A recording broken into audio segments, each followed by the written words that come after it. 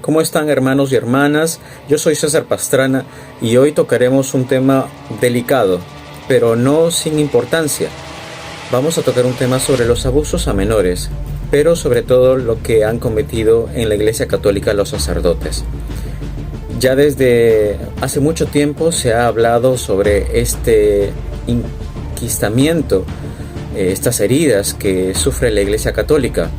A boca de urna se ha especulado sobre todas las inmoralidades que pueden haber hecho los sacerdotes, miembros de la Iglesia sin serlo, pero estando insertos, a lo que se queda como un mutismo.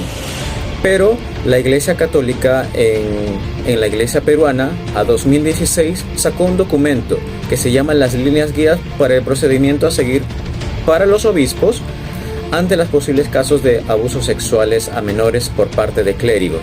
Y de eso es lo que vamos a hablar el día de hoy, sobre todo para hacer una referencia de cómo proceder ante todas estas cosas que nos afecta tanto a los fieles católicos y a la misma Iglesia.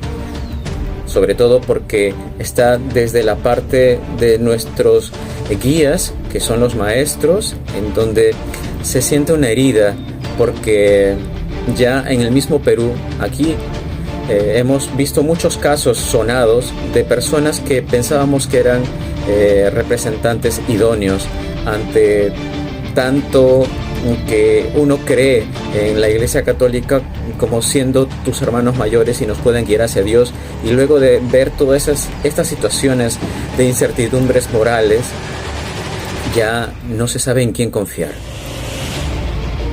Muchos claman a través de lo que es las redes sociales, la misma coyuntura de los barrios donde vivimos en todos los países, y se hizo un video con 5 víctimas de los 5 continentes sobre los abusos globales que existen en la Iglesia Católica, sobre todo los más sonados en Estados Unidos, en Australia, Chile, porque el mismo Papa convocó, y es la primera vez que se hizo esta reunión para ver las directrices y cómo afrontar este problema tan grande que tiene entre la espada y la pared al mismo Vaticano. Se sabe que el primer caso de pederastía fue en el 2001 y luego se avanzó a pasos agigantados en el 2017, de lo cuales el Estado peruano no es la excepción. Ahora vamos a ver que, como una introducción, cómo los pastores de la Iglesia quieren manifestar el compromiso irrenunciable de proteger y defender la inocencia de estos niños. Si ya en el Evangelio, en Mateo 9, dice: porque de los que son como niños es el reino de los cielos, y a estos hay que defender. Recordando siempre las palabras del Papa Juan Pablo II, en su momento dijo, lamentándose por estos actos cometidos: a causa del grave daño provocado por algunos sacerdotes y religiosos, la Iglesia misma es vista con desconfianza, y muchos se han ofrecido por la manera en que han percibido la acción de los líderes de la Iglesia de esta materia, a lo cual el Papa Francisco, en los tiempos actuales, también dio una palabra: no hay absolutamente lugar en el ministerio para los que abusan de los menores. Y entre las cuales vamos a hablar también en este video sobre las principales responsabilidades que tienen los clérigos, de transmitir primeramente a los niños y adolescentes y asegurar que los fieles estén protegidos en porción del pueblo de Dios que les ha sido confiada. Ahora vamos a nombrar algunos documentos, entre los cuales está el Código de Derecho Canónico, la Constitución Apostólica Pastoris Bonus, la Carta Apostólica Motu Proprio Sacramentum Santitatis Tutela in Norme de Gravioribus Delictis, la Carta Circular de la Congregación para la Doctrina de la Fe, un subsidio para las conferencias episcopales en la preparación de las líneas guía para tratar los casos de abuso sexual de menores por parte del clero, la carta del Papa Francisco a los presidentes de las conferencias episcopales y a los superiores de los institutos de vida consagrada, acerca de la Pontificia Comisión de la Tutela de Menores, y la carta apostólica del Papa Francisco en forma de motu proprio, como una madre amoriobile. Además, estas líneas guía nos tienen que ayudar a todos los institutos de vida consagrada sobre todo los que están en formación, con 3 puntos. El delito contra el sexto mandamiento a menores de 18 años, pero no se queda solamente en eso, sino que también a menores de 14 años. La adquisición y retención y divulgación con un fin libidinoso de imágenes pornográficas en menores, y para que se configure el delito basta un solo acto inmoral. Así como lo dijimos al principio, estos actos delictivos en forma moral traicionan la confianza para con sus ministros, y se deberá además prestar una atención especial a las víctimas y a sus familiares, sobre todo por el daño psicológico que les ofrecen. Sabemos que en el 2019 se presidió una cumbre por el Papa Francisco ante todos los abusos que hubo en la iglesia. El representante de Perú fue Monseñor Miguel Cabrejos como único representante de la iglesia en Perú, y que los puntos a tratar generalmente iban a ser el drama de la situación del sufrimiento. Por eso vamos a ver cómo se fue resultando todo este acontecimiento que ha tanto mermado el ánimo de los feligreses para con la Iglesia Católica. Este encuentro ahondará en los procedimientos y tareas que han de realizarse ante casos de abusos para que se implementen en distintos niveles, tanto como en el obispo diocesano, el arzobispo metropolitano, la conferencia episcopales y los dicasterios vaticanos. También asistieron en esta cumbre los presidentes de 114 conferencias episcopales, 36 de África, 24 de América del Norte, Centroamérica y Sudamérica, 18 de Asia, 32 de Europa y 4 de Oceanía, además de cardenales y representantes de órdenes y congregaciones religiosas, tanto masculinas como femeninas, del mundo entero. En esta cumbre hubieron 3 temas principales a tratar: la responsabilidad, la rendición de cuentas y la transparencia, y que durante este encuentro hubieron 2 momentos en los cuales las víctimas podrían ser escuchadas.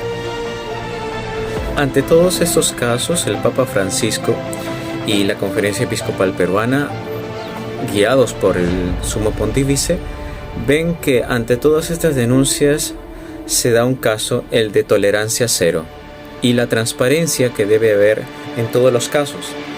¿Por qué? Porque hay abusos de poder, sobre todo en los estratos más altos de la capital, y también los abusos depravados sobre la moral a otras personas.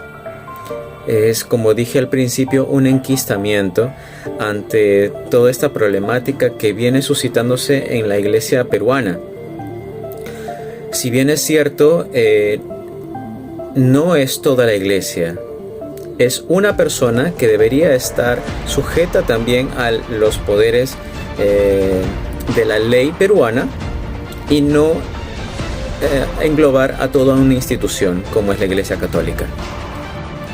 Cuando ya hay un caso de abuso sexual, los obispos, al menos en estas guías de la Conferencia Episcopal Peruana, tienen que seguir unos protocolos muy serios para abrir el caso.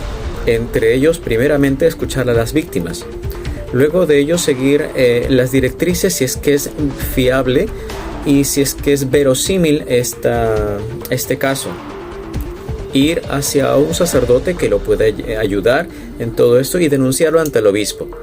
El obispo tiene que seguir el caso meticulosamente hasta comprobar realmente si es que son ciertas todas esas acusaciones. Pero en todos los casos hay que ayudar a las personas antes de que susciten en ellas otro mal, que es el psicológico. Ante todo ello, el sacerdote, cuando se abre el proceso de investigación, deja de ejercer el ministerio hasta cuando se compruebe lo contrario. Es decir, que pueda llegar a tener esa libertad que antes tenía. Pero mientras tanto tiene que ser suprimido de sus cargos ministeriales. El obispo tiene que actuar con suma prudencia porque tiene que proteger a las víctimas, tanto la acusada por el abuso sexual como defender también la honorabilidad del sacerdote, la reputación, porque nadie es culpable hasta que se demuestre lo contrario. Ahora, cuando ya hay pruebas suficientes de que es culpable, el obispo tiene que mandar una carta hacia la congregación de la doctrina de la fe y ésta le tiene que dar unas directrices. Así, Roma se asegura que el acusado está procesado. Luego de ello, tiene que averiguar qué edad tenía la víctima y cuál fue el abuso, cuál fue el daño. El proceso se puede hacer quizás en Roma misma, o puede hacerse el proceso en la misma diócesis donde tuvo el incidente.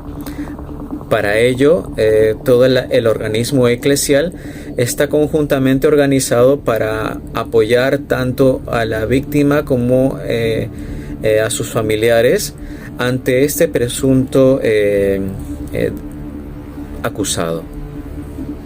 Tanto la iglesia local como la misma sociedad tiene que hacer el proceso con suma rapidez y colaborar con todo lo que se está haciendo. De hecho, se tiene que hacer el caso de que actúen con prontitud en poner una sanción, ya sea retirándolo del cargo o excluyéndolo de su ministerio sacerdotal, porque es un criminal. Y ante todo también se tiene que denunciar ante las autoridades civiles, porque todos somos parte de una misma ciudadanía y se tiene que actuar, como ya lo vine repitiendo, con prontitud, para que no siga cometiendo los mismos delitos con otras personas.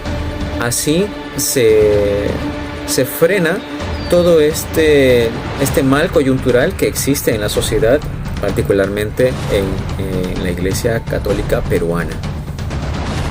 La finalidad de todo proceso que se hace tanto jurídico como eclesiástico es descubrir la verdad. Y lo que se quiere es apoyar a las familias que han sufrido este dolor, para que se pueda actuar con severidad si es que es así el caso. Y en cuanto al sacerdote, pues frenarlo para que no siga cometiendo más delitos y imponerle un castigo merecido por todos sus actos delictivos. Para terminar, hermanos y hermanas, esta es una de las listas de carácter técnico, una línea guía, como bien dice, de la Conferencia Episcopal Peruana, líneas guías para el procedimiento a seguir por los obispos ante posibles casos de abuso sexual a menores por parte de clérigos, de 2016, el 6 de junio. Pero obviamente que es un resumen y viene a ser algo más local de lo que el Vaticano mismo en Roma lo está estipulando, en donde se indican los procedimientos que deben seguirse en caso de recibir o conocer una denuncia de abusos sexuales a menores, para lo cual se repasa la legislación vigente en la actualidad en la Santa Sede, y estos procedimientos se describen de forma organizada. Es la primera vez que se hace desde una denuncia hasta del caso hasta llegar al juicio. Este manual está sujeto a futuras, obviamente, actualizaciones en función de los eventuales cambios legislativos que puede haber en el Vaticano por las peticiones mismas de los sacerdotes, recibidos por parte de toda también la Iglesia Católica y sobre todo los implicados. Este vademecum empieza definiendo el delito. Todo pecado externo contra el sexto mandamiento: no cometerás actos impuros, del decálogo de un clérigo contra un menor. Pero sin embargo se subraya esta tipología, que es más amplia, desde las relaciones sexuales consentidas y no consentidas, el acto físico con intención sexual, la prostitución, la masturbación, pornografía. Para tener en claro que la Iglesia está siempre de acuerdo con todas las normas y lo que es justo para todo fiel. Ahora, en estas líneas guía, lo que también hace es ir de la mano con las leyes y procedimientos civiles, por ser todos insertos en una misma sociedad. Muchas gracias ante todos y espero que haya servido de algo mi intervención en este resumen que puedo hacer sobre las líneas guías del procedimiento a seguir de los abusos sexuales de los sacerdotes a menores. Muchas gracias.